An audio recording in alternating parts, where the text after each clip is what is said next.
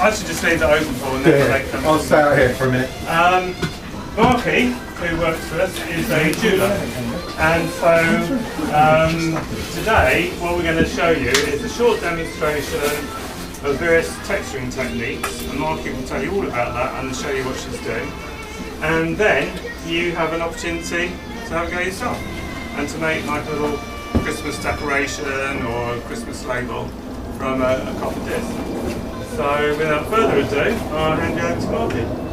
Right, so obviously my name's Marky and I work here 2 days a week, but the rest of the time I'm a jeweller, and so I brought a lot of my tools.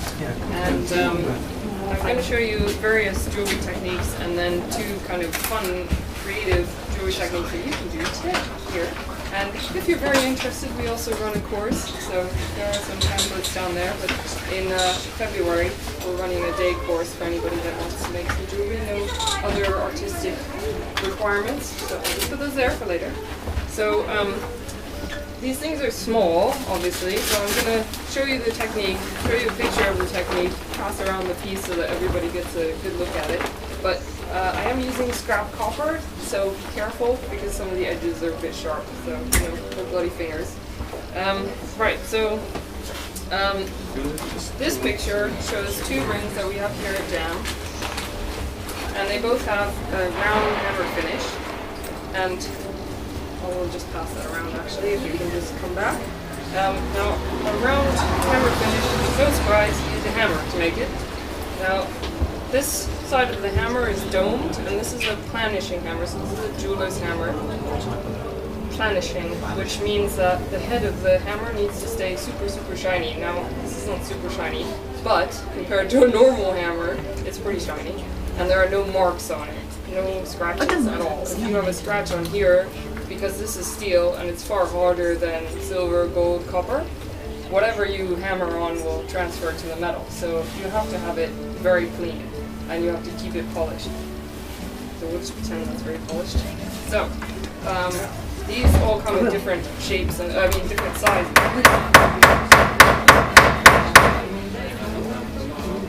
We can provide earplugs if you want. That didn't actually look very well. You just go down here. See, normally I would planish on a piece of steel because that leaves a far nicer mark. This is too subtle. So I'm going to use the steel here.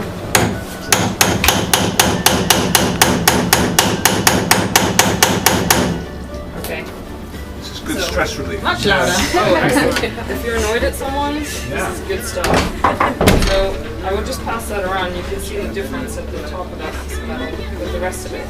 Now, this is actually a riveting hammer, so it's normally only used for very small jobs on tiny little pieces.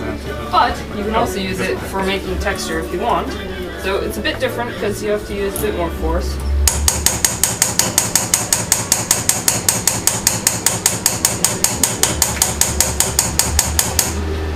Okay, so that's a different, it's doing the same thing, but it creates a different look. So if you see it's just smaller, and then so you can vary that texture depending on the size of the hammer, and you can also vary it by using, you can leave it, because usually it's rings that are made with this texture, although pendants as well, and you can leave it and then it's done. But you can also then modify it by using fine abrasive paper and going over it like that. And it takes off the top ridge, so it gives it a different look. And you can also use a moppet, and that gives a very similar look. But it looks quite different as a finished product, so wherever that picture went, thank you. I don't know if you can see that on this ring, this big one, they probably finished it with a planishing hammer. And that's it. And then this one, it's much subtler, it's a very soft texture compared to this one. So they probably use a bit of abrasive something or other over the top of that one. So that's that piece, if you want to pass it around. So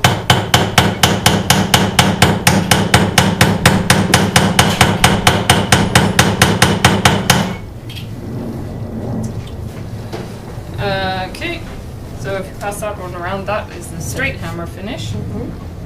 And again, This is actually a riveting hammer, another type of riveting hammer, and it also has a tiny, tiny little straight head. I won't do it on there because it won't do anything. So.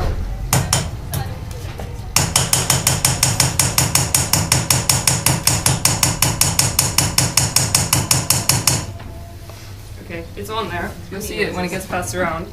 So that's quite a different look, even though it's exactly the same type of hammer, just a different size. It's much sharper, and you can see the ends of the mark, whereas with this one you could cover the whole ring. You don't need to see the ends of the mark. And again, you can soften it by using a soft abrasive to get a different look. So this one, you can see the ridges, but it's quite soft. So they probably went over that with some paper or something abrasive. Okay. So those are two hammering techniques, and these rings we have all in the gallery, so you can have a look at those later. This is one of our newer jewelers, Louise Lamb, and she uses 3 techniques that I'm going to show you. I mean, there's more than 3 techniques involved, but I'll show you 3. So I have to move down here. So the first technique that she uses, where the bird is, that's actually cut out of the silver. So sawing in jewelry is always called piercing, and is it always called piercing? I think so, more or less. So this is a jeweler's saw, so you can probably hardly see the blade, and this is actually a medium blade. It's quite a big one.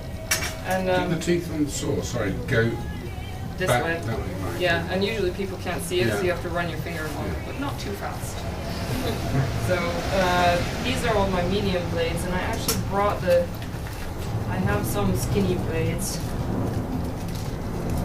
These are the fine blades, which I suspect, I could be wrong, but I suspect that this jeweler uses those because otherwise it would be tricky to do the little feet on the birds without making it a bit of a mess. So this is a fine new bench peg.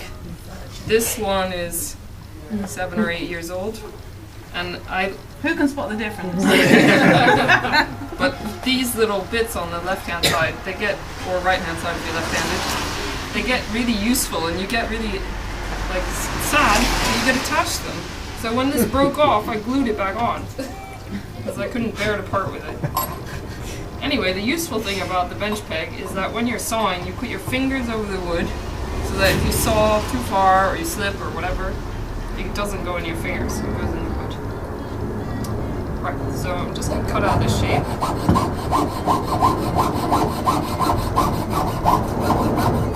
And it's not really like a normal saw in that you have to hold it vertically, and also you can't really use any force. If I try to use force, the blade will snap. And normally I have a lot of light, so that's great.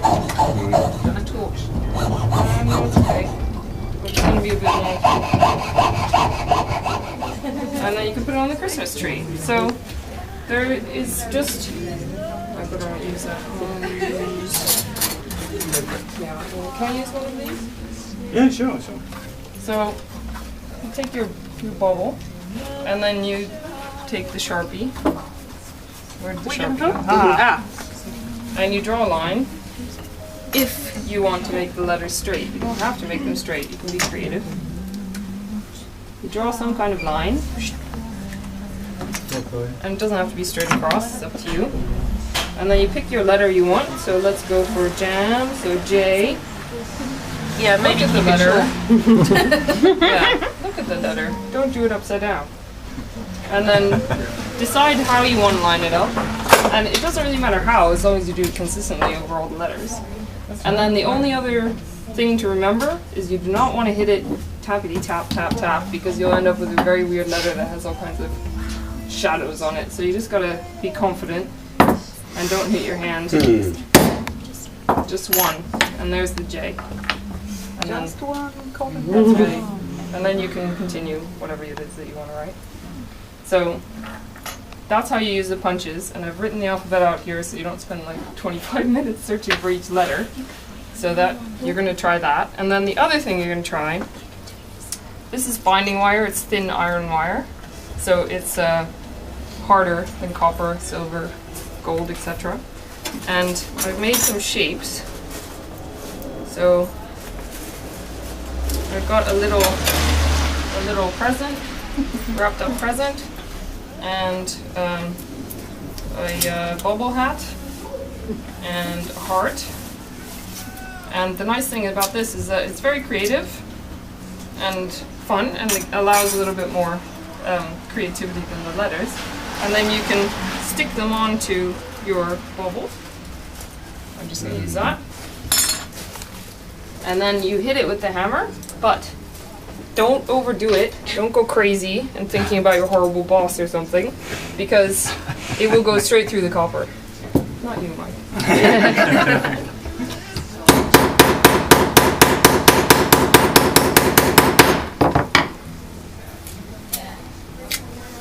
Okay, I should have hit it a bit harder, but you can see that the bobble hat is on there. It's there. It's there. Yeah. So it's a bit like You're not that horrible. You're a nice guy. And thank you very much to Marky for doing the splendid thing.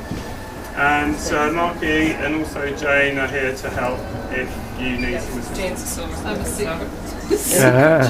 Yes. Well done. So, okay. And I should just say that we can give you your first one free, but because they're quite expensive, if you want additional ones, that's absolutely fine, but they're £2 each. So Very good. please do go ahead. Oh, there we go. Alrighty, there you go. There's a bobble. Yeah. You need a. Do I need to draw a line? Well, it depends. Do you want it straight? Right, I'll have Joanna. How's that? Are you thinking you Go can for it. Will it fit? Can I just take this off just in case somebody fetches it? I'm thinking more about snapping it all into one piece. And anyone who isn't doing one at the moment, if you'd like to have a glass of Prosecco, it's out the back. Right. Anybody else like to go? Without my glasses. Let the lady show you. Would you like to come down here? Well, now the week's question. Oh, should I swap places? Yeah, yeah. You swap with me. Who are you going to be thinking of when you're thinking of when you're Coming in here. No, we're going to go down here. Here we are, my love. Come on, lady. You go in there. The young man would like to have a go, so there's a lovely cup of shade. Joanna? And There? Your name is, what's your name? With a Z.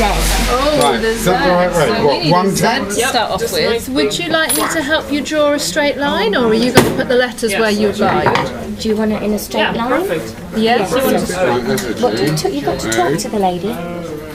And where would you like your line? Do you want it in the middle, or near the top, or near the bottom? That's the line. Near the bottom, okay. You're going to do some other pictures of You me. can have a picture on the top. There, you reckon?